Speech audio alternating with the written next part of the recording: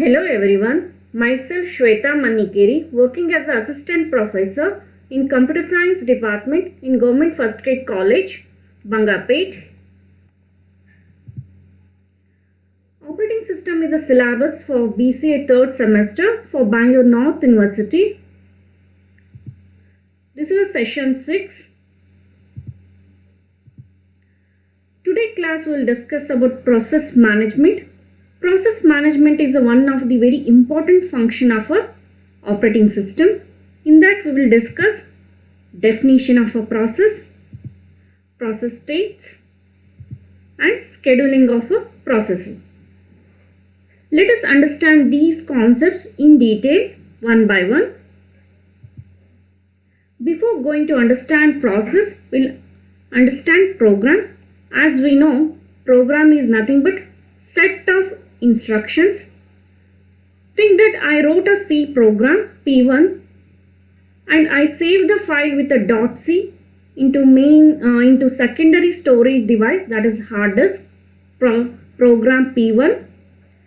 If the program P1 has to execute, the operating system will move that program P1 to main memory, that is RAM. Then it becomes a process. Whenever that program moved from a secondary storage device to main memory by the operating system, it becomes a process. Because CPU will access from the main memory, it cannot have a direct access to secondary storage device. If any of the program has saved in the secondary storage device, if it has to execute, it should be loaded into main memory, then it becomes a process. And CPU always execute one process at a time. As we understood, process definition, process is a program in execution, or it is the running state of a program, and it is the basic unit of work to be implemented in the system. Whenever the program in active state or in execution mode, this is called as a process. When it is moved from the main memory, secondary storage device to main memory, it becomes a process. This process includes object program, data and resources and different states. This process will be represented in the memory. It has stack section, heap section, data and text section. The stack section is stores the temporary memory and it stores the different kinds of functions and parameters used by the process. Heap section includes the dynamic allocation of memory whenever that process is executing. That data section includes the global variables and static variables. The text section includes the current activity of a program, which is represented by the program counter. There is a comparison of a process and program. Program, as we know, it is a set of instructions. Process, it is a set of instruction in execution mode. Program is a passive entity. It is an active entity. If we compare a program and process with a human, when the soul of a person is, we can call program, and active state is whenever he is doing activity, that is a process. And it resides always in the secondary storage devices and it resides in the main memory. Because if it resides in the main memory, then only it is picked by the CPU for execution. It is a static object program, dynamic object as the process. Each process has a different state, and in its execution time, it changes its state from one state to another state. Let us understand what are the different states of a process. If the process is being just created, we call it as it is in a new state. The process just created and it is loaded into main memory and ready for the execution. We call it as the process in ready state. For example, the student prepared for the exam and he is waiting to write the exam. He is full studied and waiting for the exam to happen. If the process is in ready state and picked by the CPU and it's actually running, is called as a running state. In CPU, if it is actually running, that state we call it as a running state of a process.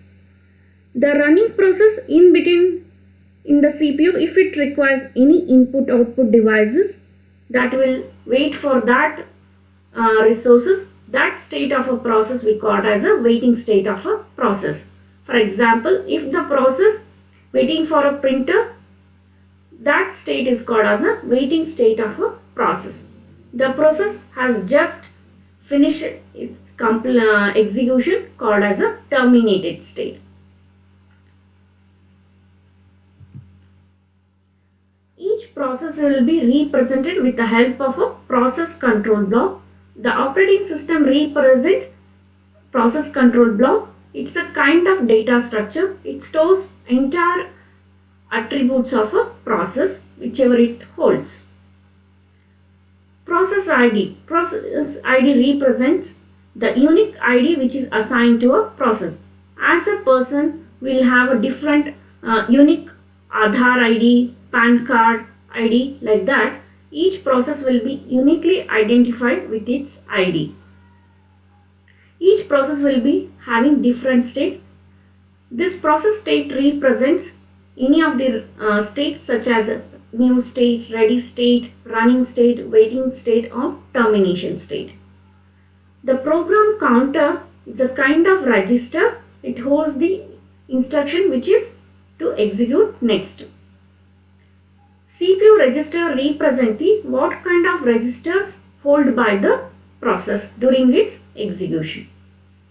CPU scheduling information stores the different kinds of priorities assigned to a process and different scheduling queues handled by the process. Memory management information describe the how much memory allocated to that process during its lifetime, how much memory requires by the process. The accounting information represent the how much CPU time it requires, how much clock time it requires, what is the start and time limits for that execution of a process. These all information will be stored in the accounting information. And input output status information represent the what kind of input output devices allocated to that process, and it also describes the list of open files. This is how these process control block will be maintained by the operating system. Each process will have a process control block and it stores process ID, process states, program counter, CPU register, CPU scheduling information, memory management information, accounting information and input status information. Context switch is one of the very important concept in the operating system. Whenever the process switches from one process to another process, whenever the higher priority process comes into execution, that time the CPU switches from process 1 to another process. For example, the CPU is running the process P1. That time another process with P2 with the higher priority comes into existence. That time the CPU switches from that process to P1 to P2 and it saves that state of that process P1 in the process control block and start executing process P2. That state will be saved in the process control block. Whenever it completes process P2 and again that state of a process whichever left that time, the same state will be reloaded into main memory and it will be picked by the CPU and start executing.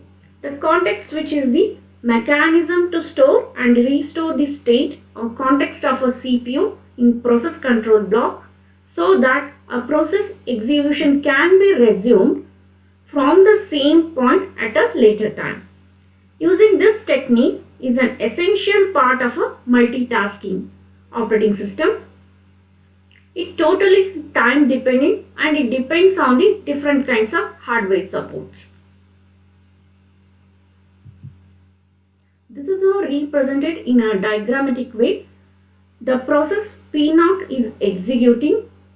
Whenever the process P1 with higher priority comes, the CPU switches from process P0 to process P1 and the state of that process P0 will be saved into process control block and reload the state of that process P1 to from PCB to main memory and start executing.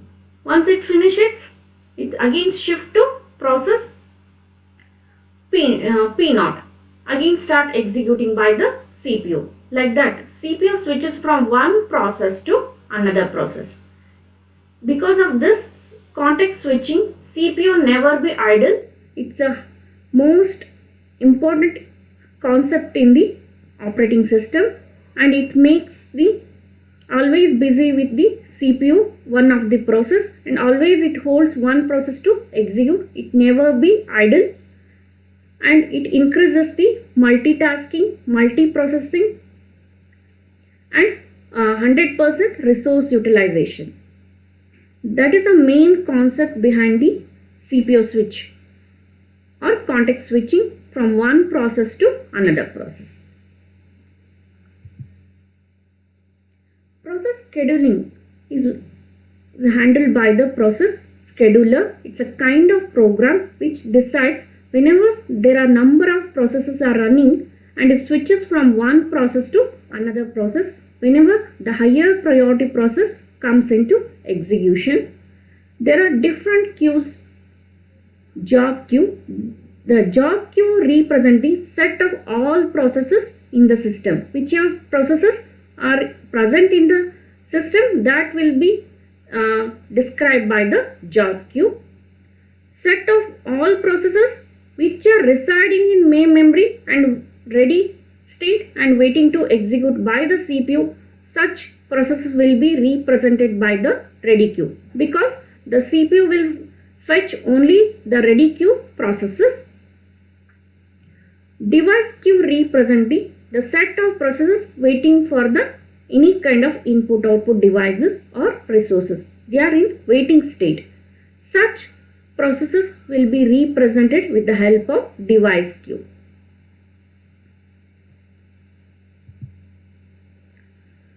Process scheduling is a very important function of a process scheduler. It selects among available processes for next execution on the CPU. The decision taken by the process scheduler which process to execute, when and what time. Because there are number of processes competing for execution and they are waiting for the CPU. The process scheduler should decide which process to execute first and which process execute later. Depending upon their functionality, there are three kinds of process schedulers. One is long-term scheduler, short-term scheduler and medium-term scheduler. In long-term scheduler is also called as a job scheduler. It selects whichever processes from the secondary storage and they are loaded into main memory. The main job of the long-term scheduler is to select the processes which are residing in the secondary storage and load them into main memory. And the process changes its state from new state to ready state. It makes to switching from secondary storage device to main storage, that is main memory. That is the main functionality of a long-term scheduler. The main task of the long-term scheduler, it from new state processes to brought into ready queue. Because that from the ready queue only that process will be picked by the CPU. The short-term scheduler main is also called as a CPU scheduler. The main functionality of a short-term scheduler is it selects the processes which are in ready state and waiting for the CPU allocation. The main task of a short-term scheduler to decide whichever ready state processes to allocate CPU when and at what time. And whichever processes are in ready queue, it will be allocated to CPU. For example, P1, P2, P3 and P4, there are 4 processes, they are in ready queue. The short-term scheduler should decide which process to allocate CPU and which process to next. Medium-term scheduler is a what is the functionality means it whichever process in a running state which is actually executing by the CPU at that time, if it requires any input output devices or any of the resources, that time it will be in a suspended state. That medium term scheduler, this suspended process will not have any kind of progress and it's unnecessary wasting of main memory. That's why this medium term scheduler swap that suspended process from the main memory to secondary storage device and allocate space for another process.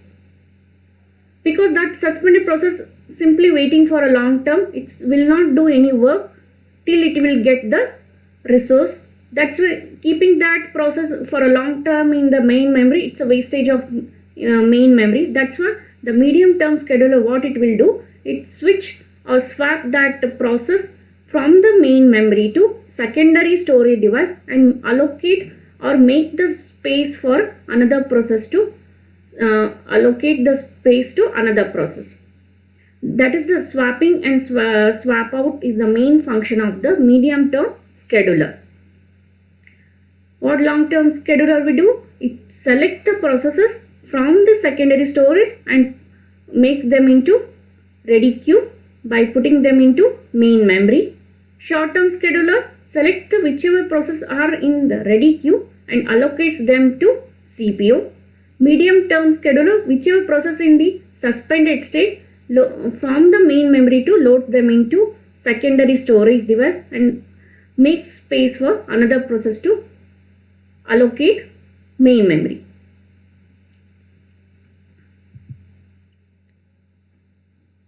Just have a recap. Today class we discussed about definition of a process. Process is nothing but program under execution or running state of a program. And we also discussed difference between process and program. Program is a passive entity. Process is the active entity. Program stores, saves in the secondary storage device and process saves in the main memory. And we also discussed process states.